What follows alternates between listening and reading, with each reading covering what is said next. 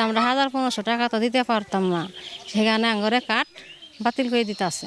Union পর্যায়ে টিসিবির পণ্য বিক্রির জন্য নিম্ন আয়ের মানুষকে ফ্যামিলি কার্ড দেওয়া হয়েছে। জামালপুরের ইসলামপুর উপজেলার চিনাডুলি ও পার্থসী ইউনিয়নে টিসিবির কার্ড করার জন্য অতিরিক্ত অর্থ আদায়ের অভিযোগ উঠেছে। ভুক্তভোগীরা জানান, প্রতিটি ফ্যামিলি কার্ড হালনাগাদ করতে ইউনিয়ন চেয়ারম্যান মেম্বাররা ৭০০ থেকে ১৫০০ টাকা আদায় করছেন, না দিলে কার্ড বাতিলের হুমকি দেওয়া হচ্ছে। তবে অভিযোগ অস্বীকার করেন চিনাডুলি ইউপি চেয়ারম্যান। আমার ইউনিয়নের ভোটার হইলে ৫,২৪,৭০০, কার্ড হইলে ২৩০০।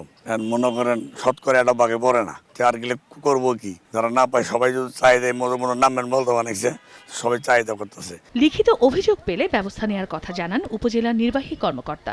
কারো কাছ থেকে কোনো অবৈধ সুবিধা বা টাকা পয়সা নেওয়ার কোনো বিষয় এখানে অবশ্যই জড়িত নয়। কেউ যদি এক্ষেত্রে কোনো অনিয়ম বা কারো কাছ থেকে টাকা নিয়ে থাকে এবং সেক্ষেত্রে যদি কোনো সুস্পষ্ট অভিযোগ পাওয়া যায়, আমরা তার বিরুদ্ধে আইনগত ব্যবস্থা নেব।